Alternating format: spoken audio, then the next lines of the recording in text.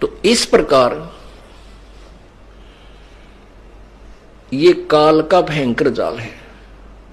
तो कहने का भाव ये है कि आप ये नहीं कि नाम ले लिया और सार नाम ले लिया और पार हो गए, नहीं। अब तो आप भगत बने हो, अंतिम श्वास तक प्रभु के चरणों में गिरे रहना पड़ेगा, पड़ा रहना होगा। कहते हैं पाकी खेती देख कर गर्भियो मत किसाने, अब हु झोले बहुत हैं घर आले तब जाने।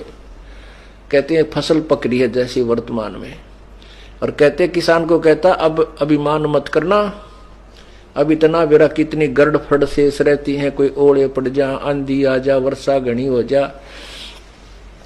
कहते तेरे घर आले जब अपनी मानिए अभी तेरी नहीं है।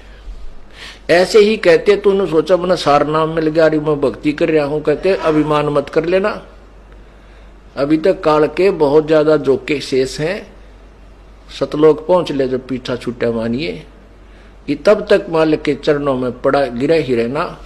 द्वार धनी के पड़ा रहे धक्के धनी के खावे, 100 काल जकजोल ही पर द्वार छोड़ ना जावे। राम नाम रटते रहो, राम नाम रटते रहो जब तक घट में प्राणी, कब हो तो दीन दयाल के भनक पड़ेगी कान। के अंतिम श्वास तक नाम जपता रहे और कदे तो दीन दयाल के भनक पड़ेगी कान। और जब वो प्रसन्न होगा 1 सेकंड में आपको सतलोक बिठा देगा, 1 सेकंड के अंदर ऊपर पाओगे तुम, काल में पता भी ना चले कौन से रास्ते गया। ये उनके लिए व्यवस्था होगी जो अंतिम श्वास तक परमेश्वर की शरण में इस दास के माध्यम से लगे रहेंगे।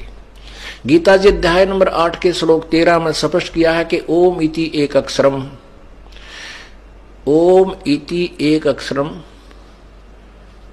माम व्यवहारन ब्रह्म अनुसमरण। माम ब्रह्म, मुझ ब्रह्म का तो ये एक ओम मंत्र है, केवल ये एक ओम अक्षर है। उच्चारण करके सुमरण करने का यह पर्याति तजन देहम सयाति परमाम गतिम, जो अंतिम सांस तक प्राण त्यागने तक इसका सिमरण करता है वो परम गति को प्राप्त होता है। काल कहता वो मेरे वाली परम गति को प्राप्त होता है। यही परमात्मा कहते हैं द्वार धरणी के पड़ा रहे। गीता जी अध्याय नंबर 8 के श्लोक नंबर 7 और 5 में गीता ज्ञानदाता कहता है कि मेरी भक्ति कर तो मेरी शरण में रहेगा, ये नियम है।